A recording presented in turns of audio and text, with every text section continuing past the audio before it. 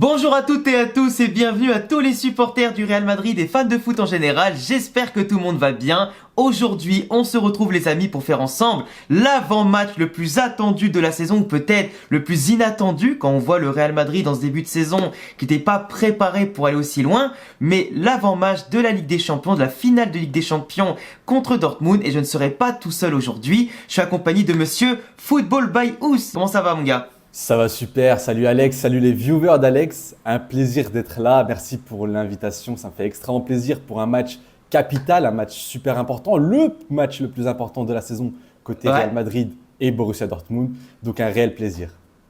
Bah écoute, c'est déjà un plaisir de t'inviter. Je peux te laisser te présenter rapidement en tout cas par rapport à tout ce que tu fais, peut-être sur Twitter, sur YouTube. Mais pour ceux qui ne te connaissent pas encore et qui je pense te connaîtront dans les prochains mois, prochaines années, parce que les amis, comme je l'ai fait la dernière fois pour les demi-finales de Ligue des Champions avec le frérot BR10, j'ai toujours à cœur d'inviter des personnes passionnées de football qui parlent le même langage que moi en termes de football et en tout cas qui font du travail de qualité. Donc c'est aussi l'occasion pour vous de découvrir de nouvelles têtes et passer un bon moment pour échanger cette finale de Ligue des Champions. Donc je vais te laisser te présenter frérot et après comme ça on pourra dérouler un petit peu sur l'avant-match que tout le monde attend.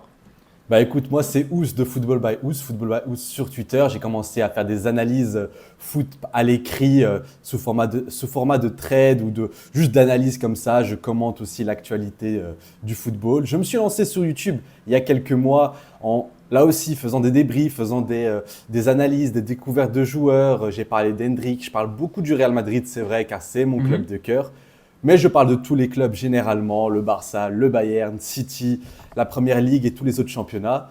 Donc voilà, que du football, du contenu foot, des débriefs, des analyses et des découvertes. Et du bonheur. Et du bonheur, toujours avec le football.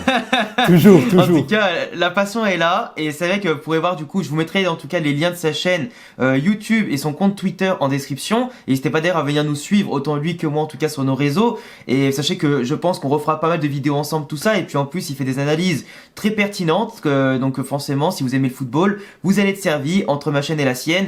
Il y a tout ce qu'il faut. Frérot, aujourd'hui, c'est une vidéo importante. Là, l'avant-match de Ligue des Champions, Real Dortmund. Déjà, pour commencer, est-ce que toi, tu pouvais t'attendre à ce que le Real Madrid fasse une saison aussi exceptionnelle ? Commençons par là. Pour le coup, Alex, on va pas se mentir, si tu m'avais dit ça en août dernier, quand Karim Benzema s'envole vers l'Arabie Saoudite, quand tu as Eder Militao, le pilier de la défense centrale qui se fait les croisés, quand Thibaut Courtois, l'un des hommes forts, si ce n'est l'homme fort de la saison 2022 avec la Ligue des Champions, se fait les croisés, quelques mois après, David Alaba se fait les croisés. Non, c'était pour moi, avec un changement de système, avec jouer sans numéro 9, avec le respect qu'on a pour Rosselló, c'était un remplaçant qui arrivait. Je me suis dit, avec Kylian Mbappé qui n'arrive pas, je me suis dit, oula, la saison risque d'être assez compliquée. Je me suis dit que c'est une année, c'est une année sacrifice en attendant l'arrivée forcément du champion du monde français Kylian Mbappé. Et donc non, impossible d'imaginer qu'aujourd'hui, on fasse un avant-match sur le Real Madrid en finale de Ligue des Champions et qui a remporté la Liga avec 95 points. C'est exceptionnel. Dis-toi que 95 points, c'est vraiment parmi les meilleures saisons de l'histoire du Real en Liga. Une seule défaite, meilleure défense, avec un nombre de buts quand même assez impressionnant, malgré qu'il n'y ait pas de 9, tu vois. Avec 4 ou 5 joueurs au-dessus des 10 buts en Liga, c'est absolument exceptionnel. Et comme tu l'as dit, Rosselló, il a fait une très bonne saison, mais sans lui faire injure, c'était pas lui le sauveur qui allait en tout cas nous aider de base, sur le papier. Mais c'est vrai qu'aujourd'hui, on a quand même une saison où le Real a vu pas mal de révélations. On pense notamment à Jude Bellingham, on pense notamment à Brahim Diaz, on pense notamment à toujours ces travailleurs de l'ombre tels que Valverde qui a pris encore plus d'importance dans le jeu, même s'il a moins marqué que l'année dernière. Il a en tout cas pris du volume en plus. Au contact de Kroos, de Modric comme d'habitude, Tchouaméni, Camavinga qui a encore plus évolué de part et d'autre. Franchement, on a aujourd'hui une équipe retrouvée. Et quand je parle de joueurs retrouvés aussi, t'as comme ça s'appelle Mendy et Carvajal qui ont mis de côté les blessures. Et quand c'est comme ça, ce Real-là est incroyable. Sans oublier Lunin forcément qui a remplacé Courtois. Mais comme tu le dis, à juste titre, hein, le Real qui fait cette saison-là, on aurait signé, on n'aurait pas cru celui qui nous l'a dit. Ah non, ça pour le coup, non. On y est. Et maintenant qu'on y est, tu sais ce qu'on dit. Maintenant qu'on y est, on recule plus. Faut aller la gagner maintenant. Ah bah, de toute façon, le Real Madrid, on va en parler, mais en finale, est-ce que ça perd même ? Ah bah à part celle de 81 contre Liverpool, je crois 80, je sais plus quelles années c'était, mais contre Liverpool, et à part dans les années 60 contre Benfica, je crois, et encore, je sais plus si c'était Benfica, mais Bah, en fait, voilà, c'est c'est très très, peu de finales perdues quoi. c'est très simple. Le Real Madrid, sur le nouveau format de Ligue des Champions, n'a jamais perdu. 8 finales, Ouais, c'est 8 ça. victoires. C'est impressionnant et c'est pour ça que voilà. Le challenge est immense pour le Borussia Dortmund et ça semble presque une évidence pour le Real Madrid. Bah franchement, en fait, là où j'aimerais que les gens ne tombent pas dans ce piège-là, ce serait de se dire que Dortmund est facile à battre, tu vois. Parce qu'on Ah en a non. connu des finales de Ligue des Champions avec le Real Madrid dans ce nouveau format, où ça a été des finales étriquées, des finales difficiles, où ça a été des finales par moments facilitées. Contre la Juventus, le 4-1 qu'on leur met, ça a été facilité parce que le Real Madrid était au-dessus physiquement, avait pris le dessus techniquement et surtout c'était facilité le truc en étant efficace quoi. Mais il y a des C'est ça. finales où c'était très difficile comme contre Liverpool 2022 et on préférait bien sûr que le scénario aille plutôt contre la Juve 2017 qu'un Liverpool 2022. Mais il faut pas sous-estimer Dortmund qui a montré contre le PSG et l'Atlético des ressources vraiment impressionnantes quoi. Bah forcément, cette équipe n'a pas volé sa place, hein. C'est important de dire que Dortmund mérite amplement sa place parce qu'on pourrait croire que c'est une Vraiment. campagne assez étriquée, mais quand on revient depuis le début, dès les phases de poule, moi, je ne vais pas vous mentir, au début, quand j'ai vu les phases de poule, le groupe de la mort, je voyais le PSG devant, je voyais l'AC Milan avec un Raphaël Leao, je les voyais devant, je voyais Newcastle devant, qui avait fait un gros mercato avec du Sandro Ouais, c'est vrai. Tonali, ils avaient leur Alexander Isak. Moi, je ne voyais pas Dortmund, surtout que Dortmund ne montrait pas. Tu sais, il y a des années où Dortmund montre un potentiel. Ils ont un joueur excitant ou quoi. Mais là, cette saison, ils perdaient Jude Bellingham, Bellingham. pas forcément remplacé à part par Nmecha. Donc, voilà, j'imaginais pas. Donc, ils sortent des phases de poule quand même premiers, ça, il faut le dire, devant le Paris Saint-Germain. C'est Ils vont vrai. affronter en huitième de finale le PSV Eindhoven de Peter Bozo. Peter Bosch, excuse-moi, ça c'est T'inquiète. le surnom qu'on lui donne, mais un PSV Eindhoven très très fort cette saison qui a écrasé l'Ajax d'Amsterdam dans leurs championnats respectifs, puis ensuite qui a éliminé le Cholismo avec l'Atlético Madrid, qui a éliminé le Paris Saint-Germain de Luis Enrique et d'Mbappé en encaissant 0 but face Et à en cette gagnant les deux équipe. matchs. Gagner les 2 matchs et encaisser 0 but, donc franchement, C'est fort, c'est fort. c'est mérité, c'est inattendu, ça c'est sûr et certain, c'est inattendu. Personne ne les voyait, il n'y avait pas de hype autour d'eux, comme si c'était un peu l'équipe non voulue, tu sais, quand c'est Ouais, l'Ajax, il y a beaucoup exactement. de hype. Quand c'était l'Ajax, tout le monde était là, ouais, l'Ajax et tout, l'Atalanta. Mais Dortmund, bizarrement, il n'a pas eu cette cote de C'est vrai. sympathie qu'ont les petits. Et presque, on a vu les médias français qui traitaient Dortmund de, tu sais, qu'est-ce qu'ils font là, qu'est-ce Mhm. qu'ils font. Alors qu'ils ont mérité, ils ont un plan de jeu, ils ont été efficaces. Et franchement, c'est une équipe qui a du talent. En fait, pour moi, le problème, c'est que la Bundesliga, et tu me diras ce que tu en penses après, la Bundesliga, c'est un championnat qui est trop mis de côté parce que, soi-disant, les joueurs qui ont du mal à exploser en Ligue 1, en Liga et machin, ils vont en Bundesliga, ils plantent 20, 25, 30 buts là-bas parce que les défenses, c'est pas ouf, parce que les équipes, elles marquent 3, 4 buts par match quasiment, parce que là-bas, le jeu, il est très direct, il va dans les deux sens, il n'y a pas trop de plans de jeu soi-disant. Mais quand tu t'y penches à la Bundesliga, nous on s'y penche parce que t'avais quand même le Bayern, t'as quand même Leverkusen, t'as quand même Leipzig, t'as quand même Dortmund, t'as quand même Stuttgart aussi qui a bien joué cette saison, tu vois. Et ça joue de mieux en mieux la Bundesliga. Et attention, parce que on rappelle que l'Allemagne, tout comme l'Italie, ont quand même bénéficié pour la prochaine Ligue des Champions de 5 clubs. Ils ont gagné au classement FIFA et UEFA la place en plus. Donc tu te retrouves quand même avec des équipes qui finalement ont plus performé que les clubs espagnols, que les clubs anglais, que les clubs français. Et les Français, ce qu'ils ont du mal à comprendre, c'est que la Bundes n'est pas un petit championnat. Et que Dortmund, même si on finit cinquième de Bundesliga, c'est une équipe qui a des coronets, qui a une équipe qui a des jeunes, qui a des vieux biscards, qui ont donné le tout pour le tout. Certes, c'est pas aussi alléchant à regarder que l'Ajax Amsterdam qui avait sorti le Real Madrid de manière humiliante. C'est pas aussi flamboyant que certaines équipes surprises qu'on a eues ces dernières années en Europa League ou en Ligue des Champions. Mais ils savent le faire. Ils ont un plan de jeu, comme tu l'as dit. Ils ont une tactique, une discipline. Adeyemi, par exemple, meilleur exemple. Hein, le mec, au match aller à match aller, il me semble, il a couru mais je ne sais plus combien de kilomètres, attaque-défense, il faisait l'essuie-glace, il était partout le mec. Il avait une discipline, mais de malade mental. Pour boucher le côté à Ousmane Dembélé, il a été partout. Julian Brandt, exactement pareil. Sancho, le mec qui s'est relancé à Dortmund après un passage à vide monstrueux à Manchester, on l'a vu comme jamais. Donc à un moment donné, la discipline allemande, je pense qu'elle sait compenser peut-être ce manque d'expérience ou ce manque peut-être de charisme, on peut dire, manque des côtés éblouissants. Mais honnêtement, Dortmund, c'est une surprise pour tout le monde, donné perdant par tout le monde. Mais attention, moi je dis faut se méfier quand même. Faut se Ouais, méfier. complètement. La Bundesliga, c'est vrai que c'est un championnat qui est en train de beaucoup exploser. D'ailleurs, maintenant, on voit beaucoup d'équipes qui jouent mieux. On a le Bayer Leverkusen cette saison. On a le Bayern qui est habitué à faire de grosses saisons. D'ailleurs, quand tu vois un peu les clubs allemands en Europe, qu'on aime critiquer, c'est les clubs allemands. Mais pourtant, Bayern fait demi-finale. Dortmund fait finale de Ligue des Champions, Bayer Leverkusen fait finale de Europa League. Donc voilà, Ouais. ils sont présents. Le championnat, c'est vrai que c'est un championnat ouvert, ça on ne peut pas le nier. C'est un championnat ouvert, c'est un championnat qui a changé de philosophie, qui se veut très spectaculaire. Et ça on ne peut pas leur en vouloir. Grand bien leur face, c'est leur football à eux, mais qui fonctionne en Europe. Donc vouloir critiquer la Bundesliga en la rabaissant parce qu'il y a beaucoup de buts et qu'il y a des trous en défense, c'est vrai. C'est vrai que quand tu veux recruter un joueur de Bundesliga, tu dois faire plus attention que les autres. C'est vrai, ça c'est un fait parce que les défenseurs, généralement, ils ont des sauts d'attention. Les attaquants, c'est vrai que tu as l'impression que n'importe quel attaquant qui arrive là-bas peut marquer beaucoup de buts. C'est ça. On en a presque la preuve là encore une fois avec Hugo Ekitike qui Ouais. s'est relancé avec Francfort. Mais c'est juste, moi je considère juste que c'est un championnat où ils savent travailler.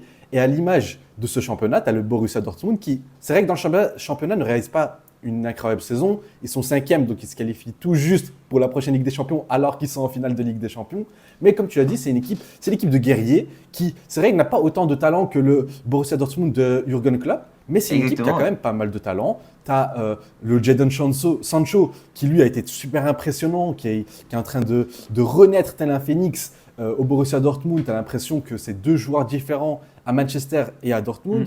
C'est T'as clair. la qualité en défense, la charnière centrale, Stotterberg, Hummels. Mats Hummels. Pour moi, parce que je considère que le Real Madrid n'a pas vraiment eu une grosse charnière, c'est plutôt Rudiger qui a été exceptionnel cette saison, le meilleur défenseur Ouais. central pour moi. C'est clair. Mais vraiment, la paire Stotterberg, Mats Hummels, pour moi, c'est la meilleure paire de Ligue des Champions cette saison. D'ailleurs, en j'ai termes pas de vu si défense. Schlotterberg il a été appelé avec la sélection allemande ou pas. Je sais plus.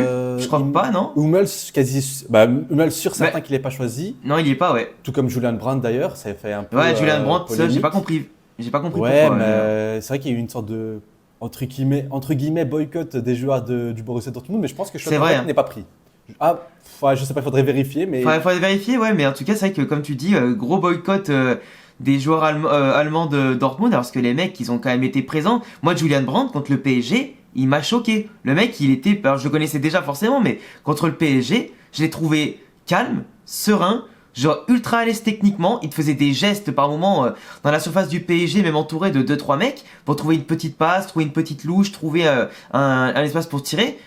Franchement, ce mec, il était partout, tu vois. Et pour moi, Ouais. ce maître à jouer là, ça va être déjà le maître à jouer de Dortmund, mais surtout quelqu'un qu'il faudra bien stopper. Parce que Rudiger aura la lourde charge de stopper Füllkrug, déjà. Mais après, Julian Brandt, par ses mouvements, peut perturber nos centraux, peut perturber celui qui sera numéro 6, sera sûrement Kamavinga, tu vois, chez nous. Mais Carrément. globalement, ses mouvements et sa technique et sa capacité à remonter le ballon, sachant qu'en plus sur les côtés il va avoir 2 flèches à servir, va falloir faire très très très attention à leur projection et justement leur jeu entre les lignes quoi. Et moi j'ai très très peur de ça. Hein. bah oui, Julian Brandt, c'est un joueur qui très jeune, il a ébloui par son talent. Moi, je le voyais. Moi, pour être honnête, il y a même quelques mois, je commençais à être un peu déçu parce que je le voyais vraiment aller plus loin que ça. C'est un joueur qui a vraiment un Ouais, vrai c'est vrai. talent.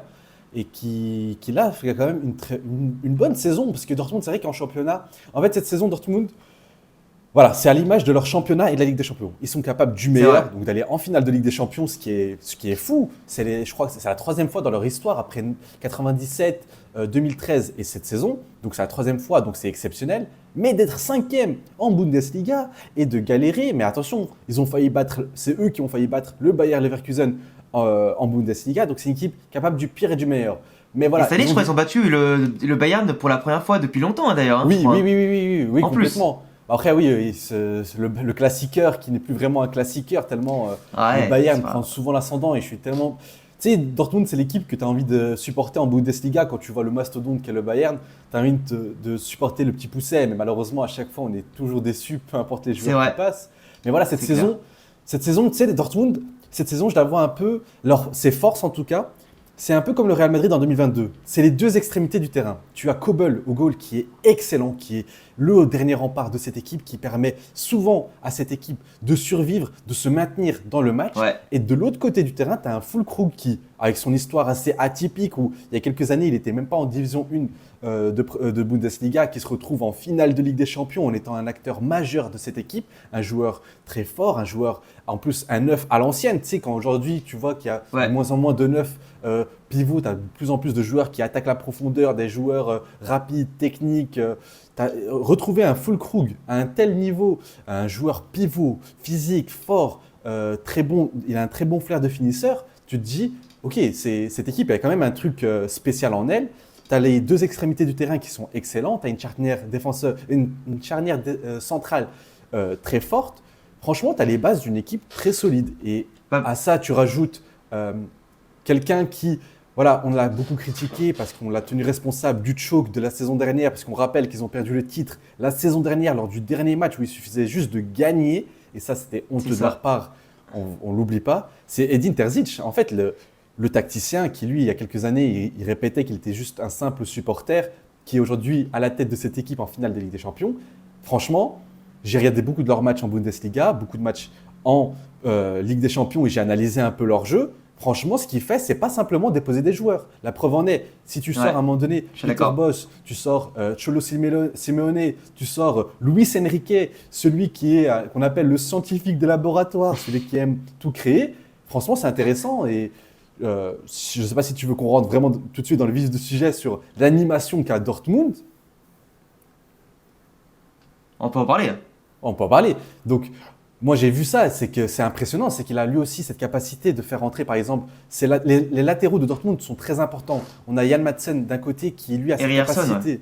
Ouais, Ryerson qui a la capacité, lui, de beaucoup monter, et tu as Madsen qui a cette qualité technique qui lui permet de pouvoir s'incruster dans le milieu de terrain, faire redescendre d'un cran Emre Can entre les deux défenseurs centraux pour pouvoir sortir le ballon de manière très très propre et créer du surnombre au milieu de terrain. C'est ce que d'ailleurs le Real Madrid devra faire très attention. C'est vraiment au milieu de terrain où il y aura vraiment un surnombre du côté des hommes de Terzic. Après, ensuite, tu as un gros pressing de la part des joueurs du Borussia Dortmund où ils appliquent un pressing qui a mis en difficulté le Paris Saint-Germain de Luis Enrique qui aime sortir bien les ballons. Donc, il faudra faire très attention au niveau des pressings et au niveau des sorties de balles.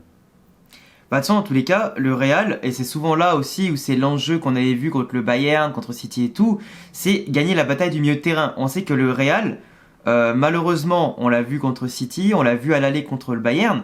Dès qu'il y a vraiment le surnombre en face au milieu de terrain, c'est très compliqué à gérer et le Real se décide peut-être de reculer un petit peu justement pour attendre ce milieu de terrain-là, attendre ce bloc adverse, pour après mieux les tuer avec cette, qu'on appelle ça, ces côtés de transition, cette verticalité qu'on apporte.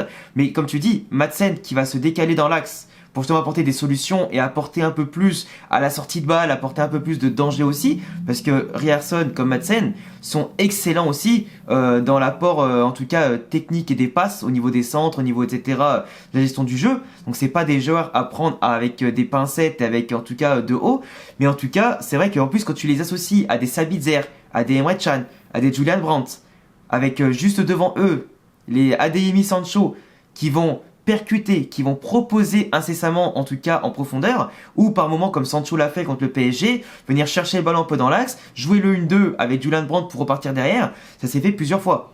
Donc comme tu le dis, et en tout cas, cette bataille du milieu de terrain sera extrêmement importante. Et on sait qu'aujourd'hui, il n'y a pas de Tchouaméni côté Real Madrid, donc on aura Camavinga. Ouais, bah c'est quasiment confirmé, ouais, il me semble, je crois que c'était hier. Hein, oui, ça. Ancelotti l'a dit en conférence de presse, il me semble que voilà, c'est fini pour Tchouaméni et qu'il se prépare plutôt pour l'Euro plutôt que la Ligue des Champions. Donc du coup, on aura Kroos, Valverde et Camavinga. Alors c'est puissant, c'est technique et tout, mais il va falloir un apport vraiment inconditionnel aussi de Jude Bellingham au milieu de terrain qui souvent quand il redescend se place plutôt sur la gauche pour aider en tout cas la défense et surtout le côté Vinicius. Vinicius revient mais pas non plus tout le temps. Donc il faudra compter sur un grand milieu de terrain du Real Madrid, autant techniquement que athlétiquement parce que les Allemands vont nous faire courir et il va falloir aussi les faire courir un maximum. Et c'est vrai que cette bataille va être extrêmement tactique et justement le coach comme tu dis de Dortmund, il est souvent sous-coté.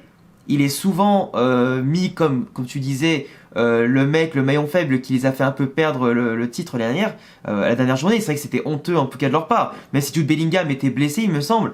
Mais Oui, c'est tu ça. vois, sans Jude Bellingham, qui va d'ailleurs retrouver son ancien club en finale de Ligue des Champions, c'est quand même un peu improbable. Mais pourquoi pas? Mais là, pour le coup, il a créé contre le PSG quelque chose et contre l'Atlético Madrid aussi pour les renverser au retour.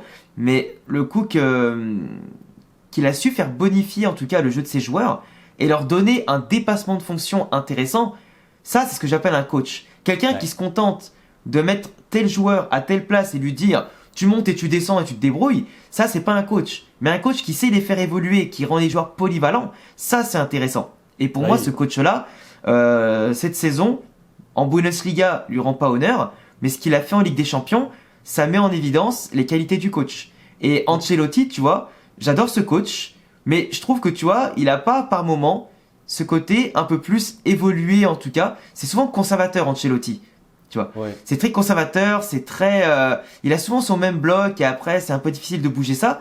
Mais il tend quand même, je trouve, Ancelotti, ça qui m'a surpris avec lui cette saison, il a tendu avec certains joueurs à leur offrir cette polyvalence, ces dépassements de fonction. On l'a vu avec Jude Bellingham, on l'a vu avec Rodrigo et Vinicius dans ce système avec deux ailiers gauche qui permutaient en permanence. Ils tentent des nouvelles choses et ça a fonctionné. Donc Complètement. on espère en finale qu'Ancelotti prendra le dessus sur l'entraîneur de Dortmund et surtout prendra ce dessus sur les joueurs qui devront justement donner non pas 100% mais 300% ce samedi. Complètement, complètement. Surtout que, comme toutes les équipes quasi qui jouent contre le Real Madrid, Dortmund aura des spots pour marquer un but, hein. Le Real Madrid, surtout en Ligue des Champions, ont tendance à vraiment aller se laisser découvrir et forcément encaisser des occasions, pas forcément des buts, mais des occasions. Et si Dortmund est chirurgical, ça peut vite partir dans un autre sens. Et le Real Madrid aussi, en début de chaque match, j'ai l'impression que le Real Madrid a besoin de quelques minutes pour se mettre dans le C'est match. vrai. Et si jamais Dortmund arrive en attaquant dans le vif du sujet directement dès l'entame du match, ça peut faire mal. Mais maintenant, le Real Madrid je considère qu'a les armes pour vraiment apporter cette plus-value et prendre le dessus sur le match. Surtout que le Borussia Dortmund, j'ai cité ses qualités, mais en termes de défauts, c'est que eux, si tu bats le premier pressing qu'ils ont, tu as un boulevard. Et quand tu as des joueurs comme Vinicius, Valverde, Rodrigo, ça va très vite dans le dos de la défense. On peut penser au but de Vinicius sur une passe magnifique de Toni Kroos face à Manuel Neuer. Ça va très vite dans le dos. Donc voilà, le Real Madrid devra punir Dortmund dès qu'ils auront l'occasion. Ils devront annihiler en fait tout espoir qu'ils ont. Tu sais, quand Dortmund va arriver peut-être avec de l'espoir en se disant peut-être que c'est eux qui vont mettre fin Ouais. à cette Et série prendre le premier but, d'adversité en ça pourrait les finale. tuer. C'est ça, c'est exactement. Si tu les coupes vraiment directement en plein vol, ça peut leur faire très très mal. Et le Real Madrid, forcément, a les armes. On en parle d'un Jude Bellingham qui va retrouver son ancienne Ouais. équipe, qui réalise une assez grosse saison, qui va apporter, je suis sûr et certain, au milieu de terrain et aussi dans cette capacité de plonger dans la profondeur, dans les derniers mètres, dans la surface pour apporter Ça vraiment appelle, ce ouais. rôle de numéro 9. Tu as un Vinicius qui c'est le joueur de cette génération qui ne déçoit jamais, jamais, jamais dans les grands matchs. C'est un Il est joueur énorme. tu sais, c'est un certain Français hein, qui l'a dit, les grands matchs appartiennent aux grands joueurs. Vinicius, dans les grands matchs, Il est toujours là. j'ai rarement vu, il se cache jamais, c'est le patron de cette Et équipe. surtout, on rappelle qu'il a été blessé 2 mois de septembre à octobre et même de novembre à janvier. Donc, il a même raté 2 mois et demi de compétition. Et il a des statistiques impressionnantes quand même. Ah oui, mais C'est statistiquement, excellent. c'est exceptionnel. Dans le jeu, c'est exceptionnel ce qu'il apporte en termes de profondeur. Il n'hésite pas à faire 36 millions d'appels. Il va chercher le ballon, il s'implique, il harangue les supporters. Il est devenu un leader sur Il a surtout et en dehors du évolué. terrain. Oui, Il a évolué parce que son rôle du 4-4-2 que les gens critiquaient en début de saison, et d'ailleurs, pour l'anecdote, j'étais un des seuls au début de saison à dire que le 4-4-2 était une bonne idée. Parce que Vinicius, en fait, ce qui est bien, c'est que ça lui a offert un nouveau panel de jeu. Avant, il partait tout le temps de la gauche et restait squatté à gauche. Maintenant, il est capable de s'offrir des espaces, même en partant depuis l'axe du terrain. Il est capable d'aller chercher la belle, et on l'a vu, l'appel contre appel contre le Bayern, c'était phénoménal. Et ça montre à quel point Ah oui. Vinicius est capable de se créer lui-même les espaces s'il n'y en a pas. Et partir de l'axe ou de la gauche, pour lui, c'est plus un problème. Je vais pas dire non plus qu'il est sur le point de devenir un attaquant de pointe redoutable. parce qu'il lui manque encore la finition, parce que sur 5 occasions, il en plante pas encore 3 ou 4, tu vois. Mais il progresse de plus en plus, et je suis certain que dans les prochaines années, il sera aussi fort à gauche que dans l'axe. Et là, il va développer, en plus, je pense, un nombre d'occasions et de finitions incalculables, et je pense qu'il sera vraiment dans une autre dimension d'ici peu, tu vois. Mais Vinicius, il m'a impressionné. Il m'a impressionné. Malgré ses blessures, malgré tout, c'est le leader, quoi. Mais tu sais que hier, je tombe sur une interview de Vinicius, je ne sais pas si tu l'as vu, où il dit, on lui pose la question sur sa saison en tant que numéro 9. Et il dit qu'il s'y attendait pas et que forcément au début, il était très réticent quand le coach lui a dit ça, mais que très vite, il a pris son pied en fait. Il dit clairement qu'il a pris son pied à jouer dans ce rôle-là. Et à la fin de l'interview, il dit, quand le coach me dit de retourner sur le côté gauche, je suis un peu grincheux parce qu'il veut continuer en tant que numéro 9. Donc c'est pour te dire que bon, ça, c'est une preview encore plus pour la saison prochaine par rapport à un certain Français qui peut débarquer exactement. C'est que Vinicius, en fait, cette saison voilà, je dirais pas qu'Ancelotti a anticipé l'arrivée de Kylian Mbappé, mais je dis juste que Vinicius, en jouant numéro 9 cette saison, ça lui a, comme tu as dit, plus servi que desservi. Il a amélioré sa finition. Moi, la finition qu'il a eue, par exemple, face au Bayern, le face-à-face avec Manuel Neuer, mais il y a 3-4 ans, Vinicius le rate tous les jours. Ou il tire à côté, ou il fait un dribble raté. Mais là, le sang-froid, quand il arrive devant Manuel Neuer, waouh, je me suis dit… Tu parles de Kylian Mbappé, mais justement, tu vois, même si c'est pas chez la vidéo, mais en vrai, je vais te dire un truc. Kylian Mbappé, dans l'axe, il est très fort, hein, parce qu'il plante quand même 40, 50 buts par saison, c'est pas un problème.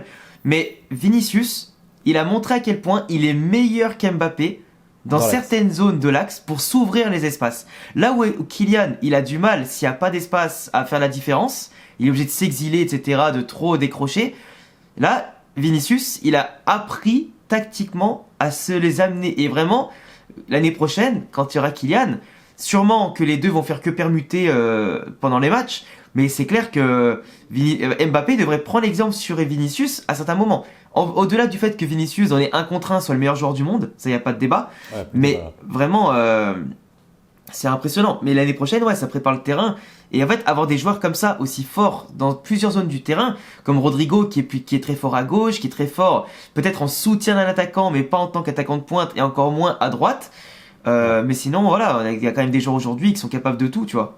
Oui, et surtout le Real Madrid, ce qui peut être un élément clé lors de cette rencontre, c'est l'apport du banc. C'est un Brahim Diaz qui peut rentrer, comme on en parlait tout à l'heure, un Brahim Diaz qui rentre en tant que feu follet, qui vient chambouler les défenses, qui sont déjà fatigués d'avoir défendu sur Vinicius et Rodrigo, qui arrive en fin de match apporter dans les 15-20 Et t'as un Brahim qui arrive.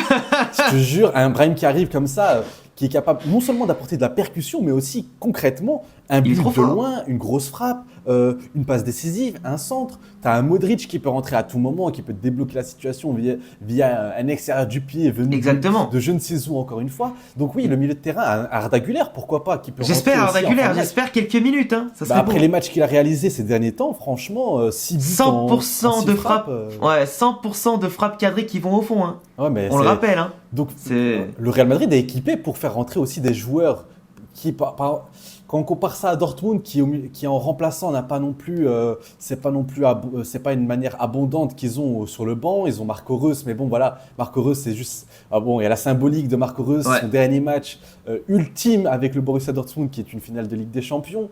Mais voilà, Dortmund, je pense qu'ils n'auront pas assez d'armes pour vraiment venir à bout du Real Madrid. Le Real Madrid. Moi je t'avoue. Ouais, dis-moi. J'avoue, moi j'ai 2 scénarios. Dis-moi. Le premier scénario, c'est soit Dortmund qui ouvre le score, et qui ouvre le score, et nous après on doit se relever et il faut qu'on fasse ça. Soit mon deuxième scénar, c'est exactement comme tu as dit tout à l'heure, c'est Dortmund qui y croit, mais que si on leur met un but, ils vont s'écrouler, parce qu'ils vont se dire que la montagne va être trop haute, mais si dans le foot tout est possible. C'est soit pour moi on se prend l'ouverture du score, et après on revient un peu difficilement, mais on le fait. Soit on déroule. On marque. Et après, je dis, ça part en scénario Juve 2017. En mode, on marque le but et après, parce que tout à l'heure, tu as fait un truc super intéressant quand tu as parlé de premier rideau défensif de Dortmund sur leur pressing. Et quelle est la meilleure équipe d'Europe et du monde en sortie de balle? C'est Real Madrid. Merci beaucoup. Et en transition, pareil. Donc, le Real l'a montré contre City. Ils font mal, hein. City, avec leur tactique guardiolesque qui est incroyable et que c'est vraiment une innovation footballistique impressionnante, avec cette surcharge au milieu de terrain, cette sortie de balle, ces lignes de passe qui sont impressionnantes. Mais ils ont même pas réussi à tenir le Real. Je veux dire, tu vois, qui pourtant était asphyxié. Et le Real même asphyxié, au bord de la mort, ne craquait pas, quoi. Donc tu te dis, le Dortmund, même si bien sûr c'est pas comparable d'un match à l'autre, mais Dortmund, pour moi, à ce niveau de pressing, ils ont du physique et tout, du coffre, on l'a vu contre le PSG. Mais si le Real a réussi à sortir de celui de City et du Bayern, il n'y a aucune raison qu'on sorte pas de celui de Dortmund, tu vois. C'est sans les sous-estimer, bien sûr, hein, mais... Ah, mais complètement. Et puis, il y a un autre axe qui est très important, c'est l'expérience typiquement du Real Madrid et des joueurs actuels du Real Madrid. C'est-à-dire que là, tu as des joueurs au Real Madrid, dans le 11, il me semble, hein, à part Bellingham, c'est tous des vainqueurs de la Ligue des Champions. C'est des joueurs qui connaissent la finale de la Ligue des Champions. Tu as un Vinicius, tu as un Rodrigo, tu as Kroos, évidemment, le mastodonte d'expérience qu'il est. En fait, l'expérience du Real Madrid face à l'inexpérience du Borussia Dortmund risque de faire très très mal. Et comme tu as dit, en transition, le Real Madrid, c'est insipide, c'est limpide, c'est vraiment c'est très difficile de les contrer. Mais ils sont aussi capables de garder le ballon et t'en priver pendant tout le match. Ça aussi, ils sont capables de le faire. C'est un football presque total. Je veux dire, du Real Madrid, c'est un Real Madrid qui s'adapte en fait à l'adversaire. S'ils voient que l'adversaire, pour le punir, il faut défendre, il faut reculer pour contre-attaquer, ils vont le faire. Ils vont pas hésiter à le faire. Et avec les joueurs qu'ils ont, ça va, c'est plus que possible. Ils ont aussi ce côté un peu surnaturel du Real Madrid de c'est jamais fini. Le Real Madrid pourrait perdre 2 buts d'écart à la mi-temps. Il pourrait revenir 3-2, 4-2 facilement parce qu'en fait, cette équipe, ces joueurs savent qu'ils sont meilleurs. En fait, ils ont vraiment mentalement, ils savent qu'ils sont les meilleurs. Ils savent que quand ils sont sur le terrain, ils sont au-dessus mentalement. Ça, ils provoquent les choses. Voilà, c'est ça. Et en fait, ils craignent jamais. Ils craignent jamais parce qu'ils savent que, au final, c'est eux qui gagnent. Parce que en fait, le danger vient de partout. C'est ça, c'est même le maillot. Rossellou, non mais franchement, qui les gars dans les commentaires et tout, hein, qui aurait parié que Rossellou planterait un doublé contre le Bayern un jour? Non mais juste comme ça. En Ligue des Champions, je parle. Hein. Et enfin, dans une situation en plus en 5 minutes. Et c'était exceptionnel, tu vois. Et tu vois, on voit le Real Madrid en finale de Ligue des Champions. Cette phrase et tu vois, Dortmund, tellement irréel. C'est irréel, mais tu vois, Dortmund, avec ça, en fait, ce genre de perf, les gens, tu vois, ils se rendent pas compte, en fait, de l'impact que ça a, parce que aujourd'hui, un Rossellou que personne respectait depuis des lustres, etc., parce qu'il jouait avec une équipe reléguée, du moins qu'elle allait être reléguée, l'Espagnol Barcelone et toute la clique, tu vois, mais Rossellou, enfant du club, formé au club, et à l'époque, je jouais avec lui sur FIFA 12, quand on faisait des Real Castille, Barça B avec des potes, tu vois. Donc il était avec les Morata, les Nacho, les Ressé, les Lucas Vazquez, toute la clique. Ils ont tous eu droit d'aller en équipe première, et lui, il a été ultra décisif 10 ans après, même 12 ans après. Et surtout, maintenant, mentalement, Dortmund se dit, ok, t'as peut-être Rodrigo qui va sortir, ou machin, mais t'as Rossellou qui arrive, qui est capable d'en planter 2 en 5 minutes, tu vois. Il est capable de le faire. S'il l'a fait une fois, il peut le faire 2 fois. Mais ce que je veux dire, c'est que le Real a des ressources du titulaire au remplaçant du remplaçant qui sont mais insoupçonnées, tu vois. Et c'est plus qu'une question de mentalité, je trouve. Il y a quelque chose qui entoure le Real, il y a une aura autour du Real qui fait que quand t'es un joueur qui va là-bas, aussi important ou pas que tu sois, t'es galvanisé par ça. Et ça change tout à chaque fois. Mais complètement. Moi, ça y est, je ne dis plus que c'est un miracle quand il y a des choses comme ça. Je dis plus que c'est un miracle parce qu'un miracle, ça arrive une fois. Ça arrive une fois le miracle. Au final, là, le Real Madrid, en 2022, ils l'ont fait 14 fois. La saison dernière, cette saison. Moi, je suis désolé. Moi, ça y est, les miracles au Real Madrid, c'est plus des miracles. Pour moi, c'est on est dans la tête de l'adversaire. On les fait flipper. On les fait flipper. C'est ça. C'est que le Real Madrid, vraiment, c'est cruel. Mais ils savent. Tu sais, ça paraît arrogant. Mais ils savent qu'ils sont meilleurs que toi. Et même quand ils ne sont pas meilleurs que toi, parce que moi, je considère City comme la meilleure équipe du monde, mais eux-mêmes, dans leur tête, ils se disent ben, on est meilleurs que vous. On est meilleurs que vous. On a des meilleurs joueurs que vous. On a un joueur qui est peut-être. On a 2 joueurs qui vont être sur le podium du Ballon d'Or. Donc, on est meilleurs que vous. Et voilà. Et c'est pour ça que moi, je vois forcément le Real Madrid s'imposer. Hein. Ouais, en plus, c'est important, comme tu as dit, pour le Ballon d'Or, parce que Vinicius, Jude et Kroos sont favoris là-dedans, parce qu'après, l'Euro et la Copa América vont tout changer. Après avoir, si imaginons Jude ou Toni Kroos remportent l'Euro, même si franchement l'Angleterre ou l'Allemagne qui gagne, j'avoue que ça me ferait quand même un peu chier quand même. Mais bon, pour eux, à la limite, si on parle vraiment que pour eux, et que Vinicius gagne la Copa América, ça je lui souhaite énormément, parce qu'en plus Neymar n'est pas là et il faut qu'il montre au bout d'un moment, Vini en sélection, que c'est un bon joueur, parce qu'en sélection, il a planté que 3 buts, soit autant que Hendrick en seulement 2 sélections. Donc à un moment donné, il faut qu'il se réveille. Mais globalement, Vinicius, ouais, s'il a l'occasion maintenant de devenir un leader avec le Brésil, c'est cet été, tu vois. Après, je te dis, s'il y a trophée égal, Jude ou Vinicius doivent être votés, même moi, je t'avoue, je saurais pas pour qui voter. Honnêtement, je saurais pas parce que l'un a eu un impact énorme en première moitié de saison, l'autre dans la deuxième, même si Jude après a moins marqué en 2024 avec ses blessures, avec aussi sa suspension. Mais il a été tout aussi important dans son rôle, en n'étant pas un attaquant de pointe, en étant un 10, 8, 9 en même temps. Donc je sais pas trop. Mais c'est vrai que ouais, l'enjeu il est quand même important, que le Real a l'expérience. Et quand tu vois les clés du match, pour moi les clés du match là, au-delà du milieu de terrain, ce qu'on a dit, contrôler le jeu bien sûr et être efficace. Là, quand tu vois les duels qu'il va y avoir entre Rudiger qui va devoir se saper Füllkrug, entre Vinicius, Rodrigo qui vont devoir mettre à mal Madsen et Ryerson, entre Adeyemi, Sancho qui vont devoir essayer de passer Ferland Mendy et Carvajal, ce milieu de terrain après qui vont s'affronter, il y a des duels. Et après, il y a aussi un autre duel, on n'en a pas parlé encore.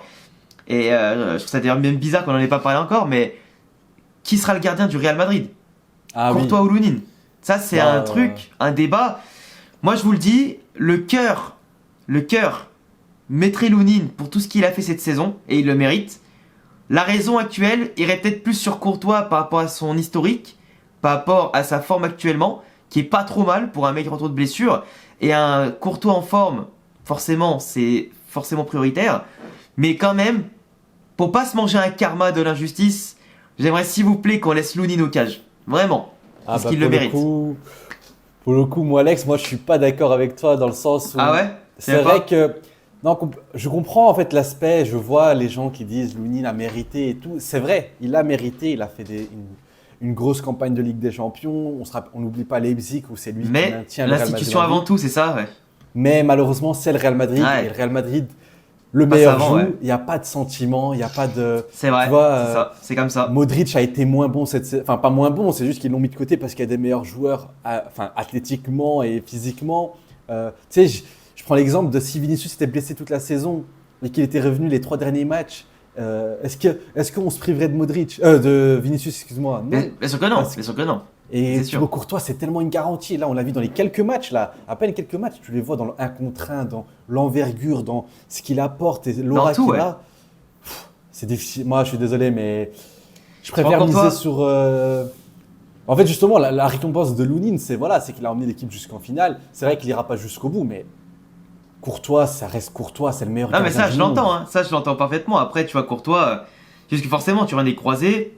Oui. Il a fait quelques matchs en Liga, alors, sans trop d'enjeux. Ouais. Et il a fait quand même des très belles choses. Ça, je dirais pas le contraire. Après, c'est juste une question de mérite et tout. Même s'il est clair qu'au Real Madrid, c'est pas le club, et on en a déjà parlé plein de fois sur la chaîne, c'est pas le club où malheureusement le mérite est le plus récompensé par moment. On l'a vu avec Brahim Diaz, qui par moment, et même à mon sens, a fait une bien meilleure saison que Rodrigo. Mais Rodrigo qui était plus protégé par Ancelotti qu'autre chose, et qui, même quand il avait des périodes de disette sur plus de 12 matchs, où il mettait qu'un seul but, une passe D, même si les stats, attention, je le rappelle, les stats ne font pas tout, mais quand Rodrigo était même moyen dans le jeu et que Brahim se contentait quand même de rentrer en cours de jeu, sauf quand Bellingham était suspendu ou blessé, c'est quand même un peu dommage. Mais au-delà de ça, Lunin, je suis d'accord que il a fait ce qu'il fallait, mais après, la hiérarchie, il faut être respecté, quoi. Après, il y a un autre débat, c'est Militao Nacho, et pour moi, là, il n'y a pas débat non plus. Pareil, là, je veux que ce soit Nacho. Militao, c'est hors de question qu'il touche la pelouse de Wembley. Mais hors de question. Là, c'est différent parce que là, Militao, un gardien, il peut vite se remettre en forme avec quelques occasions. Mais Militao, c'était les matchs qu'on a vus, là, le 4-4, c'était catastrophique. C'était pas physiquement, hein, c'était vraiment. Non, il n'est pas dans la saison, malheureusement pour lui. Je vois qu'il fait des interviews où il dit qu'il se sent prêt et qu'il est prêt à jouer à la finale. Mais bon, c'est pas sa saison. Moi, je suis pas. Non. C'est un trop gros risque, surtout face à un tel adversaire, un tel événement. Non, je suis d'accord. Il faut mettre Nacho qui, lui, a fait la saison. J'ai parfois été dur avec Nacho parce que j'attendais un peu plus de lui, il a beaucoup de manque de concentration et tout ça. Mais ça reste quand même, il a montré quand même les derniers matchs de Ligue des Champions, notamment face au Bayern Munich, qu'il était quand même assez solide et qu'il pourra apporter plus de garanties à l'instant T par rapport à Eder Militao, donc ouais, là c'est Nacho. Là je partirais sur une composition classique, c'est-à-dire Courtois, Nacho, Rudiger, meilleur défenseur central de la saison. Mendy, qui est revenu à un très très bon niveau. Carvajal à droite, blessure, qui est aussi l'une de ses meilleures saisons. En sentinelle, forcément, on va mettre Camavinga parce que Tchouaméni n'est pas là. J'aurais peut-être, si Tchouaméni était présent, peut-être que j'aurais mis Tchouaméni, mais bon, Camavinga, c'est un apport assez différent, mais je pense qu'il fera le taf notamment. Tchouaméni, le seul problème que j'avais avec lui, c'était que pour moi, il se projette pas assez. Quand t'avais Casemiro qui était capable de récupérer 15 000 ballons et quand même d'aller chercher balle au pied des lignes adverses, qui étaient en tout cas prêts à monter, Tchouaméni avec sa qualité technique, athlétique, il est plus rapide que Casemiro, il est plus technique que Casemiro, moins physique, mais il est plus intelligent dans le placement. Et pourtant, il se projette pas assez encore. Moi, je lui demande ça pour plus tard, tu vois. Ça va venir. Mais Camavinga, par contre, techniquement, les sorties de balles et les prises, les montées qu'il fait, c'est impressionnant. Et je pense que d'ailleurs, avec Kroos, ça dépendra de comment va jouer Dortmund. Parce que si le Real est en contrôle, Kroos va reculer et Camavinga va monter. Exactement. Et inversement, je pense que Kroos va monter et Cama reculer si le Real est en danger, quoi. Oui, ça peut. Moi, je pense que ça passe en. Si c'est le Real Madrid qui a le ballon et qui vraiment domine, ça va passer en une sorte de 4-4-2 avec peut-être avec un Bellingham qui s'excentre sur le côté gauche, avec Vinicius. Non, plutôt oui, dans le côté gauche, avec Vinicius et Rodrigo en attaque et un Valverde à droite. Du coup, Valverde forcément titulaire. Lui, il a une des pièces maîtresses, celui qui permet à Kroos de jouer à un tel niveau, car il fait un abattage pour deux au milieu de terrain. Évidemment, Bellingham titulaire. Vinicius titulaire, ça c'est indéniable, et Rodrigo, c'est sûr. Je pense que ça sert à rien de mettre Brahim Diaz maintenant parce que tu vas tout chambouler à la dernière. J'aime pas quand l'entraîneur décide, tu sais, il fait toute une saison avec une équipe et au dernier moment il change tout. Après tu as des regrets, tu te dis si ça se passe mal, tu te dis ouais, mais s'il n'avait pas changé, peut-être que et garde la même équipe. Brahim Diaz saura apporter cette plus-value en sortie de banc et comme il sait très bien le faire. Je suis d'accord. Malheureusement, j'aurais mis Tchouaméni quand même en dépannage si jamais même qui est juste sur le banc, si jamais il peut rentrer en tant que défenseur central ou quoi. Mais voilà, je pense que ce sera l'équipe type. Je pense que franchement, en termes de blessures, ils ont été épargnés à part Tchouaméni. Enfin, épargnés. Un grand mot quand la saison, tu l'as passé sans Courtois, Eder Militao et David Alaba. Mais je veux dire que pour le dernier match de la saison, tu t'en sors bien, je trouve. Et Dortmund, c'est la même équipe. Ils n'ont pas d'absents, pas de blessés, pas de suspendus. C'est comme contre le PSG, Donc, c'est chacun sa meilleure équipe, entre guillemets, plus ou moins. C'est ça. Donc, voilà. Moi, je pars sur exactement comme toi. Donc, tu vois, on avait juste l'interrogation Courtois-Lounine, mais je pars exactement comme toi. Et puis, le Real, pour moi, en tout cas, par favori. On a donné les clés du match. On a parlé de Dortmund. On a donné pour nous le Real, les joueurs en tout cas qui sont là. Et on sait très bien que là, les joueurs en plus, ils vont se battre à 15 000 % parce que pour le dernier match de Kroos dans sa carrière en club, pour sa dernière Ligue des Champions, pour nous offrir une 6e et égaler Paco Rento, pour Modric, pour Carvajal, pour Kroos. Et je sais plus qui c'est que j'ai oublié. Et Nacho en plus qui en tant que capitaine pourrait soulever la coupe en plus tu vois en tant qu'enfant formé au club. Donc qui pourrait peut-être signer encore pour un an, c'est pas sûr encore. Il faudra attendre la Ligue des Champions voir ce qu'il va dire, tout comme Modric, même si Modric lui il veut rester, ça c'est sûr. Et on en aura besoin parce que tu perds Kroos, tu perds pas Modric en plus, ce serait quand même débile. Mais en tout cas non franchement, je pense qu'on a quand même tout dit. Ouais, je pense qu'on a été bien précis, bien limpide sur tous les sujets. Je pense qu'on a rien oublié. N'hésitez pas à dire en commentaire si jamais on a oublié un élément. Voilà, de toute façon, nous on parle beaucoup, on est deux passionnés, on parle beaucoup. Là, 40 minutes. Là, vous avez 40-45 minutes de vidéo, les refs. Entre deux passionnés de foot, deux passionnés du Real Madrid, deux passionnés simplement de beaux jeux. Et franchement, non, je pense qu'on l'a rien oublié. Je suis en train de réfléchir, mais je crois pas. Et en plus, pour moi, le Real aujourd'hui, c'est un club en fait où tu n'as pas forcément besoin à ces joueurs-là, de leur dire quoi faire. Eux, ils savent. Dans le vestiaire, ils ont l'habitude, ils sont sereins, ils sont calmes. Les plus jeunes ont acquis cette sérénité des plus vieux et des plus expérimentés et ils sauront quoi faire. Faudra pas paniquer. Si ça se passe mal, c'est pas grave. Ça sera la cerise. C'est quand même la cerise sur le gâteau cette finale. Et quoi qu'il arrive, moi je suis fier de ce qu'ils ont fait. Même s'il n'y a que la Liga et la Super Coupe en poche, je suis fier de ce qu'ils ont fait. Et l'année prochaine sera encore meilleure. Ça, j'en suis persuadé. Et si on gagne la Ligue des Champions, parce qu'on ne peut pas être sûr à 100%, franchement, cette saison sera historique. Et je suis certain, comme je l'ai dit il y a quelques temps, que le Real Madrid 2020-2030 sera une des plus belles, si ce n'est peut-être la plus belle décennie de l'histoire du club, si, et je dis bien si, tout se passe bien. Parce qu'avec ce groupe-là, et ce groupe-là qui, par rapport aux anciens groupes qu'on avait, c'est un groupe de purs madridistas. Les mecs, Ouais. ils arrivent au club, ils aiment le club. Et ça fait la diff, c'est un club familial. Tu les vois, ils sont pas tous embrouillés avec leurs égos, embrouillés avec la concurrence. Ils sont tous là pour le club, qu'ils soient titulaires ou remplaçants. Ils jouent, ils ont pas envie de partir, ils ont tous envie de rester, marquer l'histoire. Et pour moi, là, on a un groupe avec les renforts qui arrivent, Hendrick, Mbappé, toute la clique, qui vont être phénoménaux. Et quand plus tard, on aura Xabi Alonso en coach, mais alors là, mais alors là, on n'y est pas encore, Là. hein, mais j'espère qu'un jour ça arrivera et qu'on aura le football, qu'on aura tout et que cette décennie sera légendaire, quoi. C'est tout ce que je demande. Faudra remercier éternellement Florentino Pérez et son board Johnny- pour le travail immense, Johnny Calafat. gargantusque. C'est ça, le Ronny Calafat, l'adjoint de Florentino Pérez, José Angel, il me semble. Oui, non. Un jour, il faudra parler des travaux immenses et gargantuesques de ces trois hommes-là qui ont rapporté des jeunes quand personne, tu sais, quand on les critiquait d'avoir ramené deux jeunes brésiliens pour 40, 50 millions. Et au final, regarde aujourd'hui. Au final, c'est eux les patrons qui vont porter cette équipe peut-être pour une seconde Ligue des Champions pour eux. C'est ça, parce qu'au Real, on une disait 15e. souvent, le Real achète les stars, achète les stars, achète les stars, mais le Real fait aussi devenir des stars. C'est Ouais, ça ils que ont vous changé, comprenez pas. Ils ont changé leur politique aussi sportive, clairement. Et ouais, Et puis, Kama, Tchouaméni, etc. Les jeunes, ils arrivent et ils explosent. Et ça qui ils est. investissent sur les jeunes qui vont devenir les joueurs que. Allez, tu sais, Kamavinga, il s'apprête à gagner sa deuxième Ligue des Champions. Vinicius, pareil. Rodrigo, pareil. Tu sais, c'est des joueurs qui ont 23 ans, mais ils vont peut-être remplir 2 Ligues des Champions et peut-être Vinicius, C'est un Ballon d'Or, exceptionnel, on se rend t'imagines? pas compte. Hein. Non, le travail de Pérez, il a exceptionnel. Les travaux sont phénoménaux. On est souvent, parfois on se dit ouais, mais pourquoi il va pas sur ce joueur? Et on comprend pas. Et après quelques années plus tard, on se dit ouais, mais il a toujours raison, cet homme-là. Il a toujours raison. Il se trompe rarement. Donc le travail de ces hommes-là, le travail de l'ombre entre guillemets. Et aujourd'hui, on mange que le résultat. Aujourd'hui, tu sais, la partie où tu galères un petit peu, où tu dois faire grandir ces joueurs, elle est passée. Maintenant, ça y est, c'est des jeunes de 23 ans avec des expériences de patrons, de trentenaires qui gagnent peut-être 2 Ligues des Champions. Donc voilà, cette finale de Ligue des Champions, c'est comme tu dis, la cerise sur le gâteau. C'est un match qu'il faudra voir, évidemment. Impatient de voir ce match, impatient de voir le résultat, de voir ces jeunes, ces joueurs qui ont grandi, impatient pour Dortmund aussi. Donc voilà, hâte de voir ce match. Exactement, et puis une finale, ça se joue pas, ça se gagne quand on est madrilène.